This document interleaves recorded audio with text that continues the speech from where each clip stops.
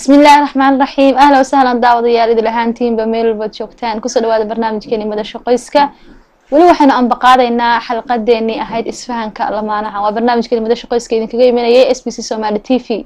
سو كانوا حمرتي شوكتين وقا آلابا ليلى عبد الله حنف أو لتلية قيسي ولي بربارية أبد الليلة سولو وانكولاي هاي waxay noo socda barnaamijkeeni madasha qoyska xalqadii ama qaybtii aan ku qaadanay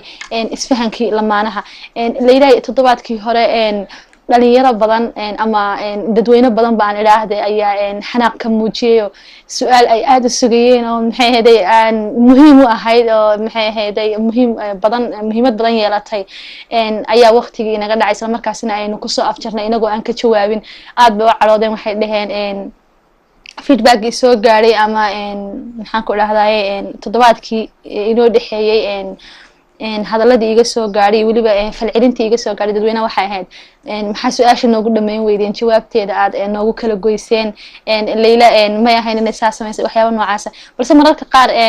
su'aalaha hadii waqtigu inaga dhaco daawadayaal waxa dhacaysa maxay ahayd inaan waqtiga ku xisaabtano oo idinkaga mahad celinayna sida quruxda badan aad nooga falcelisaan barnaamijkeena aad noogu xidhan tihiin toddobaadkan ayaan daaha ka qaadaynaa jawaabtii su'aasha daawado walba oo maxay aad u daneynay waxaan leenahay ku soo dhawow daawashada barnaamijka leeyahay su'aasha hadii dib isu xasuusino waxay ahayd kawan hadii daraf saddexaad u soo kala dhex gala lamaanihi ciduu doona ha noqdo mid saaxiib ha noqdo mid kale wax kala dirayo wax caqabadaynay ha noqdo waalidkii ha noqdo yani ciduu doona ha noqdo su'aasha u gal bismillah alhamdulillah ثم الصلاة والسلام على من لا نبي بعده عسير سؤال هذه ويديس رنتي وسؤال آدي آد مهم وحن أقولنا هاي نلوش قيسكو ليلى وسؤال تدواد اللو فدي نلوش قيسكو وحن أقولنا هاي رنتي وأمانة وميل إلى السن ويعني ما أهن ميل عد كستا الباب إسو قراعي كده ما أهن أركينا وأخذنا منكم ميثاقا غليظا يعني إلهي إليها يعني وقد أفضى بعضكم إلى بعض وأخذنا منكم ميثاقا غليظا قوس كان رنتي يعني وإنو يهي قوس رنتي آد وأضد أو استرانجا وإنو يهي مركز صوحة إيمانيسا يعني إن عد كستوسو تدخوش هدي إهل أهان لهايد فرق لسا هدي إهل أهان لهايد هدي صاحب أهان لهايد هدي درس أهان لهايد هدي قرابة أهان لهايد إن أين يعني أين مرنا بأيسن كويه لنكرين رنتي واحد سو حقلتان أيسن كويه لنكرين هدي كويه شان رنتي وحي قوسكو كلا كل ما يهلكا دباتا أدو بدن سببتو قبل صاحبتا هذا أو أدو ديسيد تلادا ننكاق مشاكش لحدين أدو ديسيد وحي كوغو جوابيسا أيضا ننكاذا وحا كدحيا هديبا نليضهاي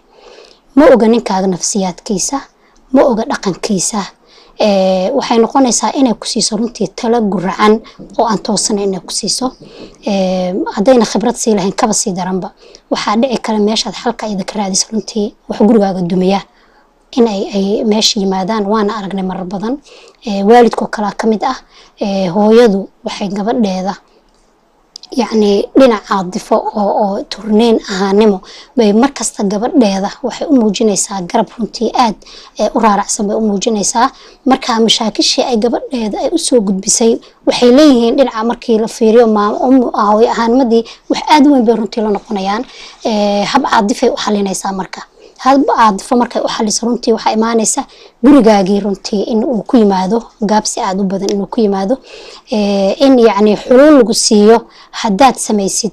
qoyska burbur keeni kara sidaa darteed baan waxaan leenahay waa khad cagaaran in labada lamaane dhexdooda ay soo galaan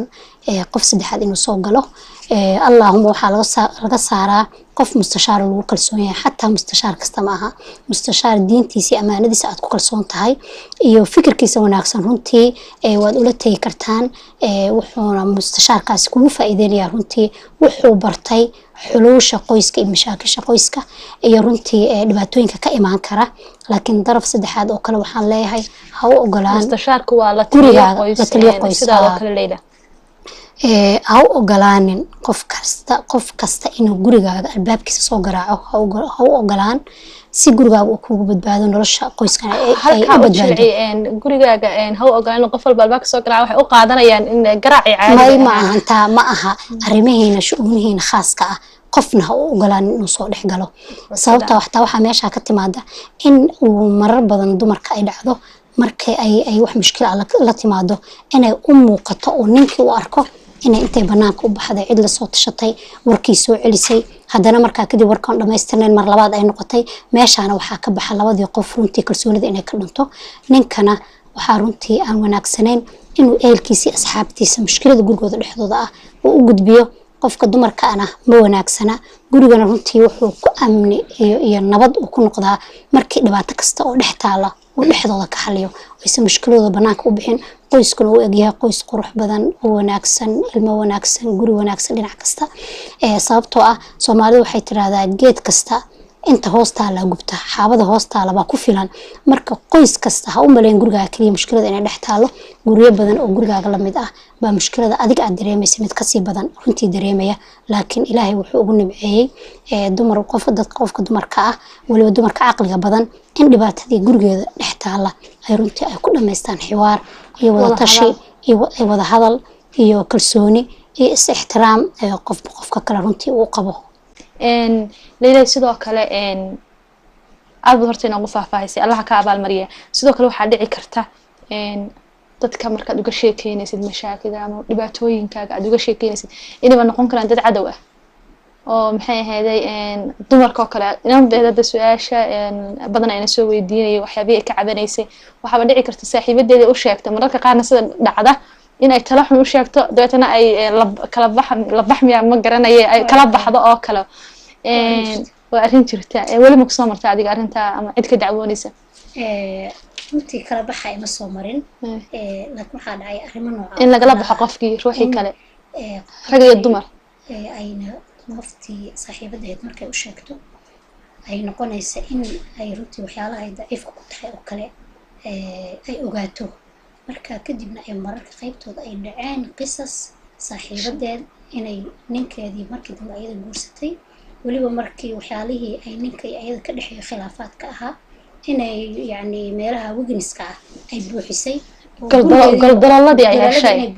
ay buuxisay gurigeedina ay saa ku dumisay saaxiibadeedna ay dhacdo inay gurigeeda runtii ay ka mijaxaabiso leeyahay xataa rag waa la sheegay sidaas oo kale intay uga cawdeen khilaafkii kala haystay sayga iyo xaaskiisa iyaguna sidaa sameeyay dumarka kaliya maaha waxa kala dhacday leeyahay hooyada kale markay inantii uga cabato waa sheegtay waxa tiri hooyadu mar walba waxay la jirtaa ilmaheeda waalidku waxa laga yaabaa in uu ruuxii u sadaqa u ahaa uu jecel yahay wiilii gabadh ku doono ha noqdee balse marka ubadkiisii wiilkii ama gabadhii ay u soo cawdaan oo ay uga sheekeeyaan dhibaatada ka haysata lamaanahooda kale marka ka dambaysa ay sii nacaan maxay ahaydey lamaanihii wiilkooda ama gabadhooda ay sii nacaanoo halka ay cadaawadi ka dhalato oo marka dambeba ay dhahaan maalin walba waad ka cabanaysaaye maxay ahaydey halkaaba kaga tag oo kale way dhacdaa arrimaha way dhaceen runtii way nala kulmeen in hooyo intay ilmaheedii gabadheedii ay saas oo kale ay u sheegto mashaakishii ay tiraahdo maxaa ku joojiyay gurigan ninkan wuu ku ihaanaysanayaa wuu ku dhibaato gelinayaa laakiin saan usoo sheegnaba qofka dumarka cabashadiisu mararka qaybta waxaa nidhi mashaakishuu ku xalistaa marka ay sheegtay dhibaatadii ayada ku jirta waxaa dhici karta inay caadi iyada nafis inta nafis ula dan lahayd meel aaminana ay ula dan lahayd inay ku bixiso laakiin waalidkii inuu asagoo jecel in gabadhiisa gurigeeda ama wiilkiisa uu nolol istiqraar deganaansho nolosha ugu fiican inay helaan baa haddana markii darafka saddexaad uu noloshii soo galo waxaa imaanaysa runtii in sidii la rabay ma ahane in qoyskaas mashaakil ka badan mashaakishii hore inay meesha ay soo wajahdo sirtii qoyska wuxuudi u qarsoonaay bari ka maaliyagu ka fiyoobaan lahaayeen uu banaanka yaalo dabeetana caqabad loo noqdo dhexdiina inaad ka xalisataan baa dhici karta laakiin waalidkii iyo saaxiibkii iyo qaraabadii aad u sheegtay in dhaawacii aad u gudbisay runtii uu dareenkii u kula qaadayo markaa kadibna uun waxba kaaga qaban karin qofkii walaalka ahaana runtii mushkiladaadii aad gaarsiisay waxaa jirtay nin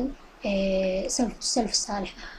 ah ilbula ah ishiisa nin kale u soo cabtay macnaha buu u caqli celinayay wuxuu yidhi ishaydan waxay iga dhacday buu yidhi 15 sano ka hor xaaskayga moodo sidee ku dhici kartaa wuxuu yidhi waxay ku dhici kartaa haddaan xaaskayga u sheego ishaydan ay soo celin mayso murugayna waxay yidhi aad u badan bay dareemaysaa markaas wuxuu ugu caqli celinayay in dhibaatada adduunka ay tahay waxaan qiimo lahayn marka waxaa dhici karta wixii dhexdiin ahaan markaad banaanka aad dhigtid